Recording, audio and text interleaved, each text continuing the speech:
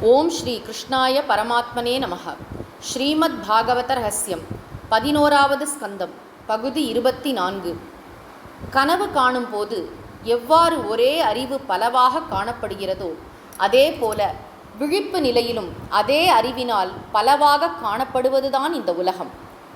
தீப்பந்தத்தை தலைக்கு மேல் நாலா பக்கமும் சுழற்றும் போது எவ்வாறு ஒரு வட்டமான உருவில் தீச்சக்கரம் காணப்படுகிறதோ அதே போல ஒரே அறிவுதான் பலவாக காணப்படுகிற சம்சாரம். சத்துவம் முதலிய 3 குணங்களின் சேர்க்கையால் ஒரே அறிவு 3 உருவங்களாகி அவஸ்தாத்ரயம் என்ற பெயர் பெற்றது. அவஸ்தாத்ரயத்திலும் அதே அறிவுதான் பலவாகி விளங்கும்போது ஸ்தூல சூக்ஷ்ம காரணஸ்வரூபமான பிரபஞ்சம் ஆகிறது. ஒன்றும் இரண்டற்றதுமான பிரம்மத்திலிருந்து மற்ற எதுவுமே உண்டாகவில்லை என்பதுதான் சத்தியம். தத்துவ விசாரத்தாலும் சத்சங்கத்தாலும் இடைவிடாத பிரம்ம நிஷ்டையாலும் இந்த சத்தியம் உணரப்பட்டால் எல்லா வேற்றுமைகளும் அடங்கும். இதுவே ஆத்ம ஞானத்தின் சாமானிய ரூபம்.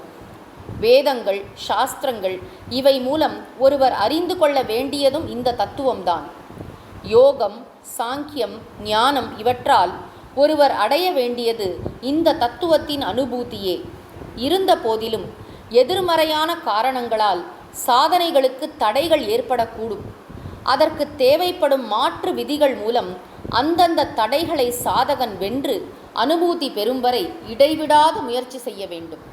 செயல்படுத்த கடினமான இந்த யோக மார்க்கத்தை எவ்வாறு கடைபிடித்து பயன்பெற முடியும் என்று புரியவில்லை. உள்ளும் புறமும் உள்ள எல்லா வஸ்துக்களும், ஷரீரமும், ஷரீரத்தில் உள்ள எல்லா கரணங்களும், உலகில் உள்ள எல்லா ஜீவராசிகளும் ஒன்று போல இந்த யோக சாதனைக்கு விரோதமானவைகளும் தடைகளும் ஆகும். இவ்வாறு கணக்கிட முடியாத தடைகளுக்கு இடையே மிகவும் குறைவான அனுஷ்டானங்களின் மூலம் எவ்வாறு பலன் கிட்டும் என அறிந்து கொள்ள முடியவில்லை.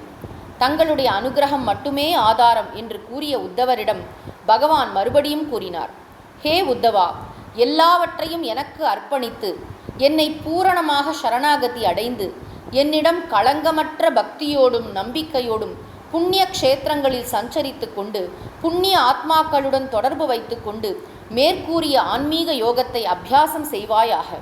காணும் எல்லா ஜீவர்களையும் சாக்ஷாத் ஈஸ்வரனாகவே பார்த்து கீழே விழுந்து வணங்க வேண்டும். எல்லாமே பிரம்மமயமாக காண வேண்டும். நான், என்னுடையது என்ற அகங்கார மமகாரங்கள் மனதில் கடுகளவும் தோன்றாமல் கண்காணிக்க வேண்டும். ஆன்மீக சம்ஹிதையின் ரகசியம் முழுவதையும் நான் உனக்கு விளக்கி கூறியுள்ளேன். அது மட்டுமின்றி நீ கேட்ட எல்லா கேள்விகளுக்கும் விவரமாக பதிலளித்தேன். நல்ல மனிதர் ஒருவருக்கு இந்த தத்துவ சம்ஹிதையை நன்றாக கற்றுக் கொடுக்கும் ஒரு புண்ணியவானுக்கு நான் என்னையே கொடுத்து விடுவேன். போகட்டும், நீ நான் கூறியவற்றை நன்கு கிரகித்து கொண்டாயா? உள்வாங்கிக் கொண்டாயா? உனக்கு முதலில் தோன்றிய என்னுடையது என்ற பாவம் நீங்கிவிட்டதா? கயவர்களுக்கோ, நாஸ்திகர்களுக்கோ, முட்டாள், சோம்பேறி இவர்களுக்கோ, ஸ்ரத்தையும் பக்தியும் இல்லாதவர்களுக்கோ நீ இந்த தத்துவ சம்ஹிதையை கற்றுக் கொடுக்க கூடாது. இப்படிப்பட்ட தோஷங்கள் எதுவும் இல்லாதவர்கள் கேட்கவில்லை என்றாலும் அவர்களுக்கு இதை கற்றுத்தர வேண்டும். இந்த தத்துவ சம்ஹிதையை முழுவதும் கிரகித்து கொண்ட ஒருவருக்கு இதற்கு மேல் அறிந்து கொள்ள எதுவும் இல்லை. ஒருவர் அறிந்து கொள்ள வேண்டிய எல்லா தத்துவங்களும் இதில் அடங்கியுள்ளன. புண்ணிய ஆசிரமமான நாராயண ஆசிரமத்திற்கு சென்று இந்த தத்துவ சம்ஹிதையை நன்றாக மனனம் செய்து மீண்டும் மீண்டும் எண்ணி பார்த்து நிதித்தியாசனத்தின், அதாவது ஆழ்ந்த சிந்தனை தியானத்தின் மூலம் நேரில் உணர்ந்து நிறைவு அடைவாய்.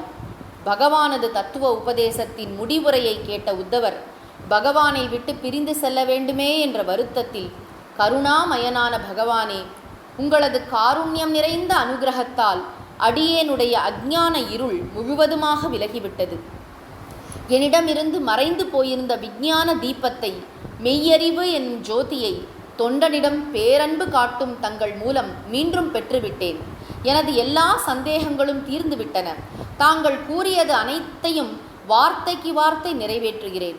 மகா யோகீஸ்வரரான பகவானே, எங்கு சென்றாலும் எதை அனுபவித்தாலும் தங்களின் திருப்பாத கமலங்களில் களங்கமற்ற அன்பே உருவான பக்தி உண்டாக வேண்டும் என்று தங்கள் தாசனை அனுகிரகம் செய்ய வேண்டும் என்று கூறி உணர்ச்சி பொங்க கீழே விழுந்து நமஸ்காரம் செய்து எழுந்து தலைமேல் கூப்பிய கரங்களுடன் கண்களில் தாரை தாரையாக கண்ணீர் ஒழுக உடல் புல்லரிக்க பகவானுடைய திருமுகத்தை கண்ணிமைக்காது பார்த்து கொண்டே உத்தவர் பின்னோக்கி நடந்து மறைந்து போனார். அன்று பார்க்கடலை கடைந்து அமிர்தத்தை எடுத்தது யாரோ அவர் இவ்வாறு வேத ஞான மகா சமுத்திரத்தை கடைந்து ஆத்ம ஞானமாகிய திவ்யாமிர்தத்தை உத்தவர் என்ற உபாதி மூலம் அஞ்ஞானத்தால் வெந்து கொண்டிருக்கும் உலகத்தவருக்கு தந்து அனுகிரகித்துள்ளார். கிருஷ்ணஸ்வரூபியும் பரம ஆச்சாரியனுமான அந்த பரமபுருஷனுக்கு நமஸ்காரம் என்று பகவானை வணங்கி கொண்டு ஸ்ரீ சுக மகரிஷி பாகவதத்தின் இந்த பகுதியை முடிக்கிறார். ஓம் ஸ்ரீ கிருஷ்ணாய பரமாத்மனே நமஹ.